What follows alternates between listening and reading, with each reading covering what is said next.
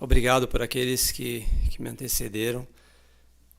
Realmente tem sido uma conferência maravilhosa poder ser instruídos do alto por aqueles que têm falado nessa conferência e por aquilo que o Espírito tem revelado a cada um de nós. Mais uma vez, eu jamais poderia deixar de agradecer aos coralistas que se esforçaram e fizeram um trabalho maravilhoso na apresentação dos hinos. Vocês convidam sempre o Espírito para a conferência. Muito obrigado pelo tempo que vocês dedicaram. Algo tão diferente daquilo que vocês estavam acostumados nos anos anteriores. Mas fizeram um excelente trabalho. Muito obrigado mesmo. Tenho sentido o Espírito desde o primeiro momento em que ouvi os hinos que vocês gravaram. Obrigado por esse Espírito. Próximo ao final do ministério de Nefe, aqui na Terra, ele sentiu a urgência de falar sobre um assunto que ele chamou de doutrina de Cristo. Lá em 2 Nefe 31, no versículo 2, ele diz: Portanto, as coisas que escrevi me bastam, exceto algumas poucas palavras que devo dizer sobre a doutrina de Cristo.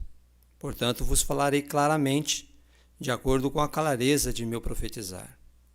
Então ele falou que, exceto algumas palavras que ele deveria dizer para o povo, ele tinha uma urgência de falar sobre esse assunto, sobre a doutrina de Cristo para o povo de Nefe, um pouco antes de ele partir desta vida. Oro para que o Senhor abra nossos corações, abra nossas mentes e os nossos ouvidos, para que possamos sentir Ele nos ensinar, com a mesma urgência que Nefe sentiu naquele momento. A necessidade da doutrina de Cristo, dos primeiros princípios de ordenanças do Evangelho, como ensinados por Nefe, fé, arrependimento, batismo, dom do Espírito Santo e a perseverança até ao fim, ela é tão importante na nossa vida como a nossa crença fundamental de que deve existir um Cristo. Esses dois pontos, eles estão interligados. Nós não podemos ser salvos se nós não tivermos uma fé, não nos arrependermos, não nos batizarmos e não termos o dom do Espírito Santo. Mas também não podemos ser salvos se não houvesse um Cristo.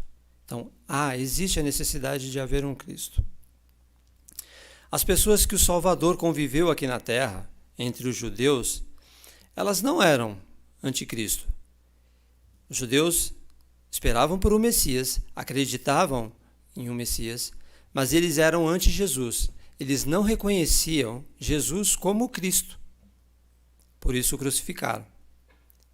Ao contrário, dos judeus, o povo que viveu aqui nas Américas, eles não conheciam Jesus, não esperavam por um Jesus, porque sabiam que essa profecia iria ser cumprida lá em Jerusalém. Mas muitos deles eram anticristo. Eles não reconheciam que deveria haver um Cristo.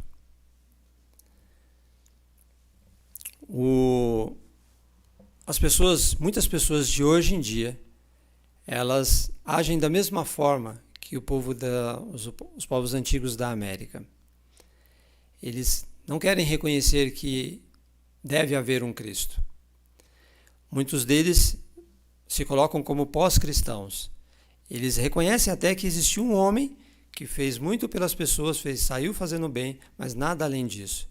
Eles procuram, assim como o povo nefita, um pouco antes de serem destruídos, negar a existência de um Cristo, apagar qualquer resíduo de sua existência. Podemos imaginar uma situação hipotética de que não existiu um Cristo, ou de que não há necessidade de termos um Cristo. O elder D. Dodd Christofferson, na Liahona de dezembro do ano passado, ele deixou uma mensagem, na verdade é um resumo de uma mensagem de um discurso que ele fez na BYU, onde o título de seu discurso é Por que precisamos de Jesus Cristo? E numa das primeiras passagens dessa mensagem do elder Christofferson, ele diz: da importância de nós termos um Cristo e por que é importante nós termos um Cristo. Ele fala assim: bem, para começar, há uma questão pequena, chamada morte. Presumo que você não queira que a morte seja o final de tudo. E sem Jesus Cristo não haveria ressurreição. Então, se nós pensarmos que não há um Cristo, devemos achar também que não há nada além desta vida. As pessoas que não conseguem enxergar a necessidade de um Cristo, elas acreditam que a morte é o fim de tudo. E elas se concentram apenas nesta vida e aí procuram aproveitar o máximo. Como uma frase muito comum no livro de Mórmon, onde diz que eles comem, bebem e se divertem, porque amanhã morreremos. Então, eles se concentram nesse slogan, né, de que vamos comer, beber e nos divertir, porque depois tudo terminará. Mas a boa notícia da doutrina de Cristo é de que nosso potencial é muito mais alto do que isso, porque existe um Cristo e existe vida além desta vida mortal. Nossa existência para sempre é real, a ressurreição é real. Por isso, nossas dores, nossas tristezas, nossas feridas vão ser curadas por meio de Cristo. Mas se continuarmos com essa situação hipotética de que não há Cristo, não vai haver cura para nossas tristezas, não haverá alívio para nossas dores, não haverá esperança em libertação. Talvez até nós possamos pensar que o tempo pode curar as feridas, mas não, o tempo não cura. Pensem no que nós aprendemos na Guerra dos Céus. Lúcifer, ele procurou e ainda procura tirar o arbítrio do homem. Mas, por ironia do destino, ele e seus seguidores realmente conseguiram o objetivo pelo qual queriam. Eles perderam o livre-arbítrio. Eles perderam a esperança de libertação. Eles perderam escolher a liberdade, o poder de escolha. Em vez disso, são miseráveis e cativos para sempre em relação à justiça. Se não houvesse um Cristo, nós estaríamos na mesma situação que eles. Mosias 16, nós aprendemos de Abinadi, que ele ensinou o seguinte: porque eles são carnais, falando sobre nós, que eles são carnais e diabólicos, e o diabo tem o poder sobre eles. Sim, aquela velha serpente que enganou nossos primeiros pais, que foi a causa de sua queda, que fez com que toda a humanidade tornasse-se carnal, sensual, diabólica, distinguindo o bem do mal, sujeitando-se ao diabo.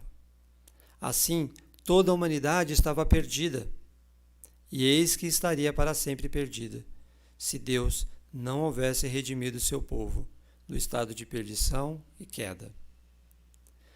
Mas há um Cristo, há uma expiação, e o nosso arbítrio foi preservado por causa disso. Nossa capacidade de escolher, de arrepender-se, de mudar completamente para melhor. Mas sem Cristo, nenhum erro poderia ser desfeito. Os erros pesariam sobre nossas cabeças. Nenhum de nós é capaz de fazer nada. Se nós falamos algo que magoamos alguém, ou falamos para alguém, ou de alguém, nós não podemos desfazer isso. Nós podemos até nos desculpar, mas não podemos desfazer o que foi falado. Se nós roubarmos algo, nós podemos até devolver o que foi roubado, mas não podemos apagar a situação de que aquilo foi roubado anteriormente. É provável que nós tenhamos experiências que não pareçam ser justas, e elas seriam eternas se não houvesse um Cristo. O elder John Whitson ensinou que a queda de Adão tornou possível a experiência na terra para todos nós. Mas foi necessário que outro ato para cancelar os efeitos desta queda. E apenas um Cristo, um Messias, poderia desfazer esse ato. Somos ensinados que aqueles que não se arrependem é como se não tivesse havido redenção. Por outro lado, aqueles que verdadeiramente se arrependem será como se nenhum pecado houvesse cometido. Em Doutrina e Convênios 58:42, nós aprendemos: eis que aquele que se arrepende de seus pecados é perdoado, e eu, Senhor, deles não mais me lembro. O presidente Boyke Packer ensinou que a expiação de Jesus Cristo não deixa rastros. O que foi curado permanece curado. O que foi consertado permanece consertado. Através da misericórdia de Jesus Cristo, nós podemos ser libertados. O profeta Jacó ensinou em 2 Nefe 9:46: preparai vossa alma para aquele glorioso dia, quando a justiça será administrada aos justos. Sim, o dia do julgamento. Nesse dia será um dia glorioso para aqueles que se arrependeram, para aqueles que reconheceram Cristo como o Salvador. Mas se não houvesse Cristo, essas ternas misericórdias não existiriam, e somente a fria justiça. Saindo dessa situação hipotética de que não há Cristo, voltemos à realidade de que existe um Cristo, de que Jesus é o Cristo. Para nos ligarmos a essa realidade, eu convido todos vocês a estudarem os discursos do rei Benjamim, que estão no livro de Mosias, do capítulo 1 ao 6, onde nesse discurso ele ensina muito bem sobre a doutrina de Cristo. Lá, citando alguns versículos desse discurso, o rei Mosias usou muita propriedade ao ensinar a doutrina de Cristo ao seu povo. Primeiramente, ele apresentou o Salvador para aquele grupo. Lá no versículo 7 ele diz: eis que sofrerá tentações e dores corporais, fome, sede e cansaço, maiores do que o homem pode suportar, sem morrer. Eis que sairá sangue de cada um de seus poros, tão grande será a angústia pelas iniquidades e abominações de seu povo. Logo depois de ele apresentar o Salvador aos habitantes daquela terra, ele fez com que o povo reconhecesse a necessidade de um Cristo em suas vidas. Ele disse no versículo 19: porque o homem natural é inimigo de Deus, e tendo sido desde a queda de Adão, e ser-lo-á para sempre, a não ser que ceda ao influxo do Santo Espírito e despoje-se do homem natural, e torne-se santo pela expiação de Cristo. E torne-se como uma criança, submisso, manso, humilde, paciente, cheio de amor e disposto a submeter-se a tudo quanto o Senhor achar que lhe devo infligir, assim como uma criança se submete a seu pai. Ele então mostrou a necessidade de um Cristo para o seu povo.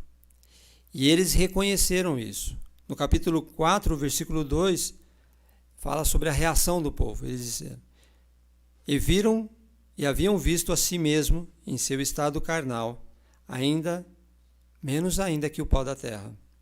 E todos clamaram a uma só voz, dizendo: ó, tende misericórdia e aplicai o sangue expiatório de Cristo, para que recebamos o perdão de nossos pecados, e nosso coração seja purificado, porque cremos em Jesus Cristo, o Filho de Deus, que criou o céu e a terra e todas as coisas, e que descerá entre os filhos dos homens.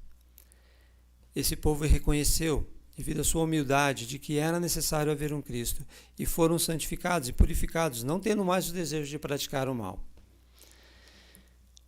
Leiam esses capítulos com uma visão e um coração e uma mente aberta. E conforme vocês lerem, o Espírito Santo ajudará-os a lembrar de nosso potencial, que está além de nossa capacidade. Nós não podemos alcançar sozinhos, por nossa própria conta. Em nossa condição atual, nós precisamos de um mediador. Precisamos de Jesus, que é o nosso mediador.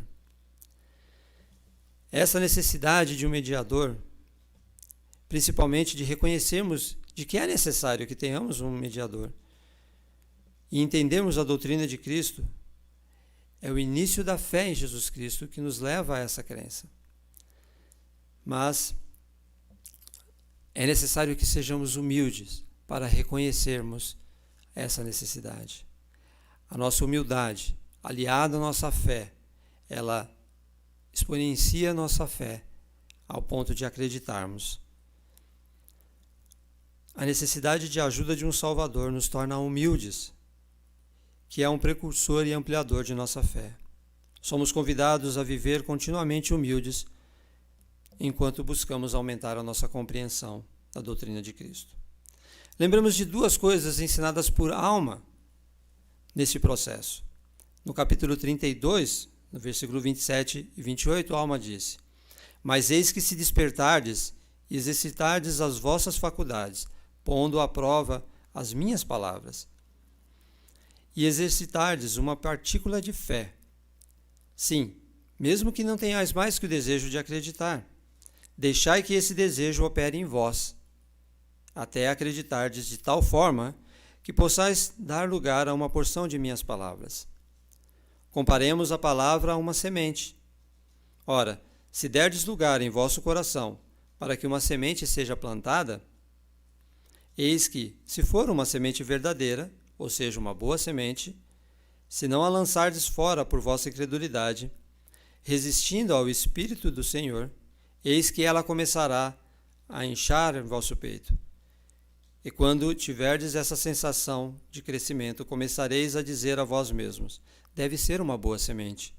Ou melhor, a palavra é boa, porque começa a dilatar minha alma. Sim, começa a iluminar meu entendimento. Sim, começa a ser-me deliciosa. Alma, ele comparou a palavra a uma semente. Se nós plantarmos essa palavra em nosso coração e regarmos com fé, e ele diz, mesmo que não tenhamos mais que o desejo de acreditar, mesmo que seja só isso que consigamos fazer, não seria o melhor, mas se for só isso que conseguimos fazer, que possamos nos apegar a esse desejo para que ele cresça e transforme-se em fé, de forma que possamos alimentar essa semente para que ela encha em nosso coração. Outro ponto importante que Alma ensinou é que são simples as coisas que é requerido de nós.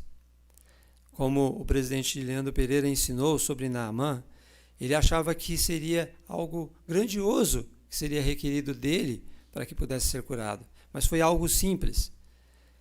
E a mesma coisa a Alma ensinou no capítulo 33, versículo 21. Ó, meus irmãos, se pudessem ser curados simplesmente olhando ao redor para serem curados, não fareis isso rapidamente? Ou preferireis endurecer o coração na incredulidade e ser negligentes, recusando-vos a olhar ao redor e assim perecer? O que é requerido de nós é simplesmente acreditar em Cristo, reconhecer que existia necessidade de um Cristo e aprendermos dele a doutrina de Cristo. Não é possível compreender a dor que muitos estão passando nesse último ano devido à perda de amigos e parentes. Sem a necessidade de um Cristo, essa dor, essa tristeza, ela não passaria. Mas existe um Cristo. E ele abriu as cadeias da morte, de forma que todos nós poderemos nos encontrar um dia. E a morte não se tornou o fim. Da mesma forma que pessoas que cometem algo ruim, que tenham cometido pecados, ela pode ser curada. Porque há um Cristo e sua expiação não nos deixará rastros. Não importa quão longe ou quão profundo nós tenhamos ido. Porque Cristo desceu abaixo de todas as coisas, para poder se elevar mais alto e poder nos resgatar e nos levar de volta ao lar que pertencemos. Tem uma passagem muito emocionante no livro de Mateus que eu gosto muito, onde Pedro teve a oportunidade de testificar sobre Jesus Cristo para o próprio Jesus Cristo. Essa oportunidade, um dia cada um de nós terá. Lá em Mateus 16, o Salvador falando, disse-lhes: E vós, quem dizeis que eu sou? E Simão Pedro, rapidamente respondendo, disse: Tu és o Cristo, o Filho do Deus vivo. E respondendo Jesus, disse-lhe: Bem-aventurado és tu, Simão Barjonas, porque tu não revelou a carne e o sangue, mas meu Pai que estás nos céus. fazendo uma pausa sobre isso, pensemos um pouco no que Pedro vivenciou na carne com Jesus Cristo. Pedro teve a oportunidade de ver doentes serem curados, leprosos serem limpos. Pedro viu o coxo andar, o cego ver, o surdo ouvir. Ele ajudou Jesus a alimentar multidões. Ele caminhou com Cristo sobre as águas. E muito mais. Pedro viu na carne, mas Jesus disse para ele: Pedro, não é assim que você sabe. Não é isso. Não é por isso que você sabe. Você sabe por meio de revelação, por meio do Espírito Santo que revelou à sua mente e ao seu coração de que eu sou o Cristo, o Filho do Deus vivo. E da mesma forma, todos nós podemos saber, como Pedro, o apóstolo sênior da igreja primitiva, soube, por meio de revelação, por meio do Espírito Santo, de que Jesus é o Cristo, o Filho do Deus vivo. Eu tenho experimentado esse alívio, esse amor do Salvador em minha vida. Eu passei por experiências em que me trouxeram um testemunho de que Ele pode nos resgatar, de que Ele pode nos curar. Nesse exato momento, Cristo está curando, está aliviando, está salvando pessoas neste momento. Eu sei que o Salvador, Ele nos ama. Sei que Cristo existe e que existe um Cristo e que Jesus é o Cristo. Nós não poderíamos viver nesse mundo sem Ele. E nós temos, por causa disso, a esperança de que todas as dores, todas as tristezas que vivenciamos, todas as injustiças que são cometidas contra nós, um dia serão apagadas. Não temporariamente, mas eternamente, porque Cristo já fez isso por nós. Basta que aceitemos a sua doutrina, a doutrina de Cristo, e aceitemos Ele como nosso Salvador. Neste momento de pandemia, neste momento de tantas incertezas, que nos apeguemos ao Salvador, para que Ele possa curar as nossas feridas, possa aliviar as nossas dores, o nosso cansaço, porque Ele já desceu abaixo de todas as coisas. Ele é a única pessoa que pode nos resgatar. Ninguém mais pode fazer isso por nós, nem nós mesmos. Que possamos ter esperança de que tudo que estamos vivendo é passageiro e que a eternidade nos aguarda se nós pudermos aceitar Jesus Cristo. Ele vai apagar completamente qualquer resquício de iniquidade ou de impureza que existe em nós. Ele vai fazer com que o copo fique limpo, porque Ele pagou por tudo isso. E Ele nos ama. Ele é rápido em nos perdoar e lento em se irritar conosco. Que possamos aceitar o Salvador e colocarmos em nossa vida este amor que o Pai Celestial demonstrou por nós enviando o seu Filho para nos resgatar. Sei que esta é a igreja de Jesus Cristo. Ele é o cabeça dessa igreja. Presidente Nelson é o profeta de Deus, possui as chaves para dirigir o reino de Deus aqui na terra. E ele faz isso por meio de revelação. Sei que o profeta Joseph Smith restaurou esse evangelho, recebeu o poder para traduzir o livro de Mórmon e termos acesso a essas histórias e experiências dos profetas antigos. E esse é meu testemunho e meu discurso que encerro no sagrado nome de Jesus Cristo. Amém.